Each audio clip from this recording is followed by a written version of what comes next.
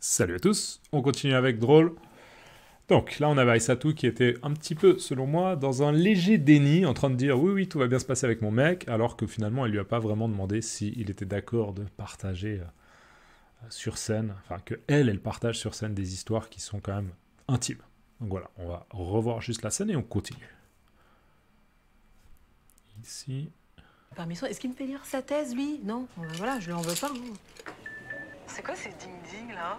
C'est quoi ces ding-ding là? Donc là il y a des notifications visiblement de Nézir sur son téléphone et elle lui dit c'est quoi ça? Rien, c'est des messages de femmes qui veulent mon corps. Alors, petite blague, c'est des messages de femmes qui veulent mon corps. Ok, donc c'est des messages de femmes qui disent oh, Nézir, tu es tellement beau, tu es tellement musclé, tu es tellement beau, tu as un tellement beau corps, je veux te faire l'amour. Écris-moi, d'accord. Donc voilà, bien sûr ironique parce qu'on comprend bien que c'est pas vrai, mais il fait de l'humour. Rien, c'est des messages de femmes qui veulent mon corps. Rien, c'est des messages de femmes qui veulent mon corps. Rien, c'est des messages de femmes qui veulent mon corps. Attends, tu t'es mis sur Tinder?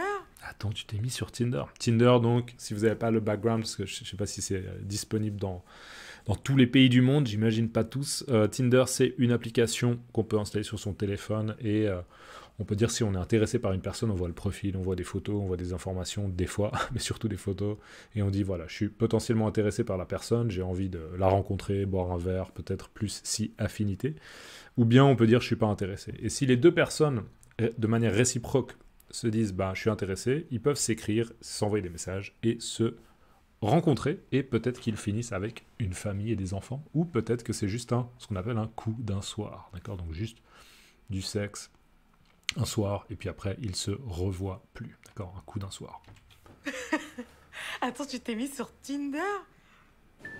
Donc se mettre sur Tinder, si jamais ça peut être un verbe, se mettre sur Tinder, ça veut dire créer un profil et commencer à faire des recherches. Non, c'est des réponses négatives à mes demandes d'embauche. Tu fais plus tes livraisons? Ah si, mais ça paye pas assez, faut que je trouve autre chose. Ok, donc c'est des réponses négatives à des demandes d'embauche. Des demandes d'embauche, c'est simplement, bah en fait, ils postulent pour un travail, d'accord? Donc ils voient qu'il y a une annonce, nous recherchons, blablabla, et puis du coup, il envoie probablement un CV, curriculum vitae, une lettre de motivation, et puis voilà. Et puis il reçoit une réponse négative, malheureusement pour lui, parce que les gens disent, bah en fait, non, on n'a pas retenu votre candidature, on va pas vous prendre. Non, c'est des réponses négatives à mes demandes d'embauche. Non, c'est des réponses négatives à mes demandes d'embauche. Tu fais plus tes livraisons? Tu fais plus tes livraisons, donc c'est toi, elle le sait, hein, qui fait des livraisons. Ah si, mais ça paye pas assez, faut que je trouve. Bah si, je crois que littéralement il dit bah si, mais ça paye pas assez. Donc là on se souvient qu'il a refait un petit peu calcul du budget avec son père et bah voilà, ils ont pas assez. Donc il faut qu'il trouve une solution pour gagner plus. Et puis voilà, stand-up et juste la livraison de bouffe, ça suffit pas. Donc il essaie de voir s'il peut pas trouver un taf qui rapporte plus d'argent. Tu fais plus tes livraisons? Ah si, mais ça paye pas assez, faut que je trouve autre chose. Là, il dit littéralement faut que je trouve autre chose. Faut que je trouve autre chose. Faut que je trouve autre chose. Il faut que je trouve autre chose. Continue de me parler de la Tu fais plus tes livraisons? Ah si, mais ça paye pas assez, faut que je trouve autre chose.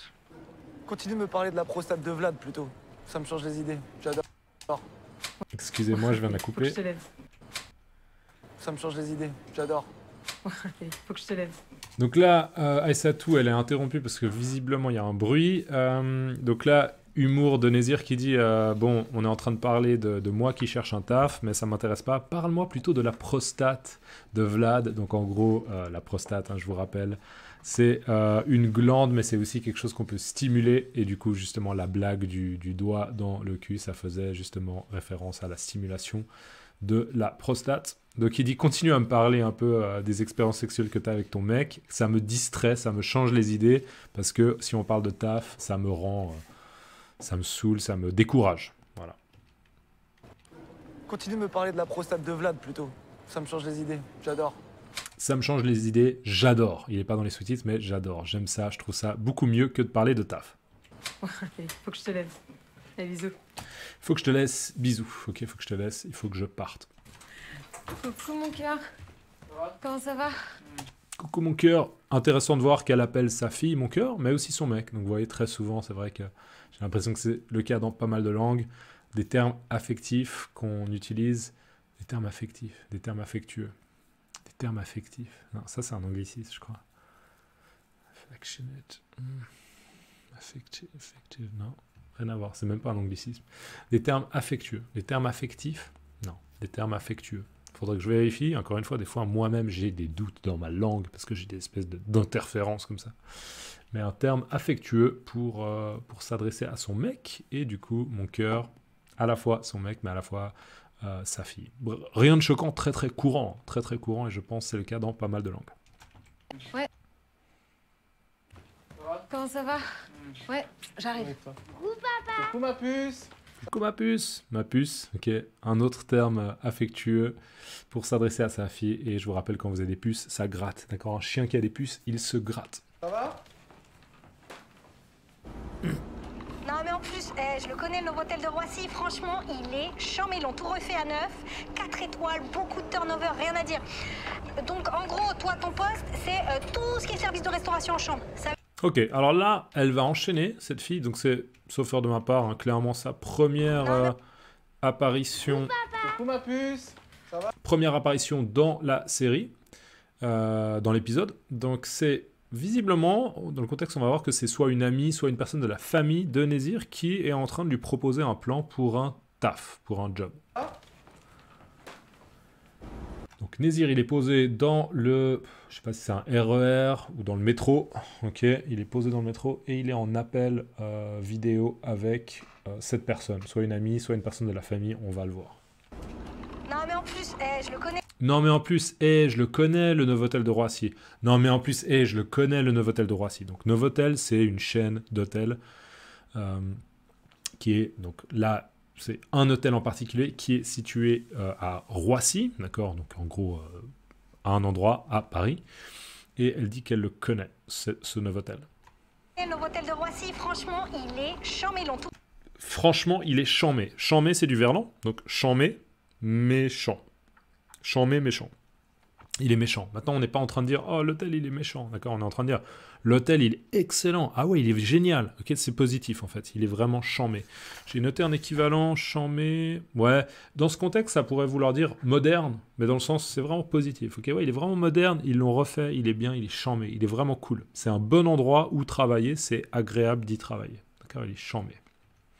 Non mais en plus, je le connais, le Novotel de Roissy, franchement, il est chambé, ils l'ont tout refait à neuf. Ils l'ont tout refait à neuf. Non, franchement, il est chambé, ils l'ont tout refait à neuf. Donc refaire à neuf, ça veut dire que on rénove, on fait des rénovations pour que un ancien bâtiment soit en fait ait un petit peu l'apparence d'un bâtiment moderne et surtout au niveau, disons, il est plus fonctionnel qu'avant, d'accord? Donc par exemple, je ne sais pas s'il y a un vieil ascenseur pourri qui se bloque tous les 2 jours, et ben on va refaire l'ascenseur et du coup ce sera un ascenseur moderne, ce genre de choses. Ok? Donc, refaire à neuf. Si franchement, il est chambé, ils l'ont tout refait à neuf, 4 étoiles, beaucoup de turnover, rien à dire. 4 étoiles, donc visiblement il est bien classé, c'est un hôtel qui a un certain standing. Beaucoup de turnover, c'est un terme, c'est un anglicisme, hein, mais le turnover c'est le fait qu'il y ait beaucoup de gens qui quittent leur travail et d'autres qui arrivent. Donc je pense que ce qu'elle veut dire c'est que c'est peut-être assez dynamique. Après, j'ai pas l'impression que ce soit forcément positif d'avoir beaucoup de turnover, mais peut-être que ce qu'elle peut vouloir dire, c'est qu'il y a beaucoup de gens qui arrivent et du coup, c'est relativement dynamique. Peut-être des gens qui travaillent qui sont plutôt jeunes. C'est peut-être l'avantage. Donc, 4 étoiles, beaucoup de turnover, rien à dire. Donc en gros, toi, ton poste, c'est... Juste rien à dire, ça veut dire en gros, franchement, rien à dire, c'est bien. Donc c'est rien à dire, c'est il y a pas de reproche à faire, d'accord? Ah, vraiment non, ton spectacle de stand-up, rien à dire. C'est-à-dire vraiment, c'était excellent, c'était très propre, t'as assuré. Ça veut pas forcément dire c'est exceptionnel, mais ça veut dire il n'y a pas de problème à signaler. Donc en gros, toi, ton poste, c'est tout ce qui est service de restauration en chambre. Ça... Là, elle a juste rajouté donc en gros. Donc je te la fais courte, je t'explique brièvement, je simplifie les choses. Donc en gros, d'accord, en gros, ton poste, c'est tout ce qui est restauration en chambre. Donc apporter de la bouffe et des boissons, mais dans la chambre des gens qui sont clients dans l'hôtel. Donc en gros, toi, ton poste, c'est tout ce qui est service de restauration en chambre. Ça Tout ce qui est service de restauration en chambre, elle l'a rajouté. veut dire, je sais pas, le client, il veut un club sandwich, il veut une orange à 3h du matin, c'est pour ta gueule, d'accord? Donc là, elle explique une situation où, imaginons un client, il veut un club sandwich, donc un sandwich, ou bien une orange à 3h du matin, ok, donc pas la meilleure heure pour commander de la nourriture, bah voilà, étant donné que c'est des clients, on veut les satisfaire, c'est pour ta gueule. C'est quoi cette expression, c'est pour ta gueule? En gros, ça veut dire, ah, c'est pour ta gueule, ça veut dire que c'est toi qui t'en occupes. Ou bien c'est toi qui vas devoir assumer ses responsabilités, d'accord? Ouais, ok, c'est bon, c'est pour ma gueule, je m'en occupe. Ok, c'est pour ma gueule, littéralement. C'est moi qui vais m'en occuper. Il veut une orange à 3h du matin, c'est pour ta gueule, d'accord? Après... Intéressant sa manière de parler. Ouais. Vous voyez, elle dit pas c'est pour ta gueule, elle dit ah, c'est pour ta gueule, c'est pour ta gueule. Cette fille-là, sur la gauche, elle a une manière de parler que je trouve un petit peu... Moi, je définis ça un petit peu comme légèrement racaille. Elle a une manière de parler un peu, tu vois, ouais, c'est un peu, tu vois, des fois, je vais un peu couper les mots, tu vois, comme ça, un peu. C'est pas très, très, très prononcé, d'accord? Je connais des gens, et j'ai des fois des élèves qui parlent, mais c'est vraiment... Pour moi, ils perdent leur crédibilité, en fait, quand ils parlent comme ça. Mais elle a justement légèrement ce phénomène, un petit peu, waouh, je suis un petit peu agressif comme ça dans ma manière de parler, je coupe les mots un petit peu comme ça. Voilà, c'est juste intéressant de le signaler. Encore une fois, moi, je suis un peu un passionné de linguistique, et il y a ces petits phénomènes comme ça. Mais c'est vrai que généralement, les gens qui parlent comme ça sonne assez agressif, un peu agressif, et surtout, j'ai pas l'impression que ça rajoute à leur crédibilité dans leur manière de s'exprimer.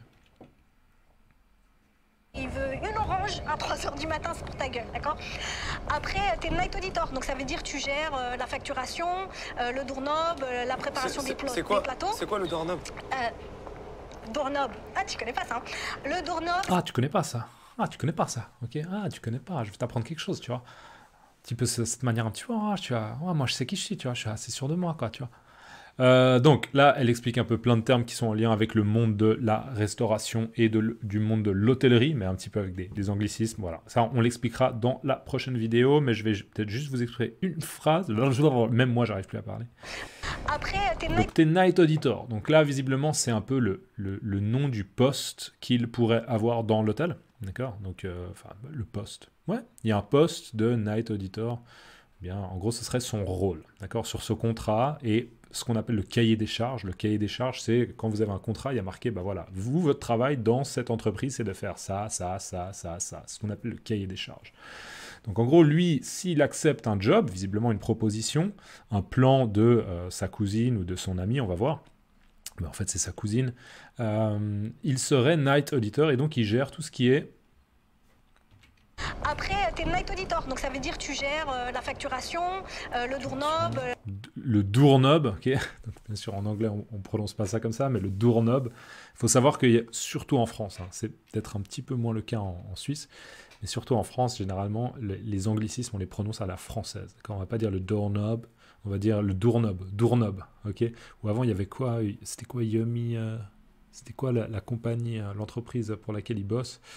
L'application de livraison de nourriture, c'était Yummy ou Yumi. Je crois qu'il dit Yumi au lieu de Yummy. Enfin, ce genre de choses. Voilà. Donc, les anglicismes sont très souvent prononcés à la française. Donc, le doorknob, la préparation des blablabla. Et je pourrais utiliser l'expression Nézir, il bug un petit peu. Il bug un petit peu sur doorknob, il est attends, c'est quoi le doorknob? D'accord, il reste bloqué, on pourrait dire aussi. Il reste bloqué sur le doorknob et il dit attends, tu peux juste m'expliquer, clarifier un peu ce que c'est que le doorknob. Ok, on continuera la prochaine fois. N'hésitez pas dans la description de la vidéo si vous voulez soutenir la chaîne. Merci à toutes les personnes qui le font. Dans les commentaires, s'il vous plaît, laissez-moi, pas doorknob, mais laissez-moi... C'est pour ta gueule. Je pense que c'est une bonne expression. D'accord? C'est pour ta gueule. C'est pour ta gueule. Donc laissez-moi, c'est pour ta gueule dans les commentaires. Allez, à la prochaine. Ciao.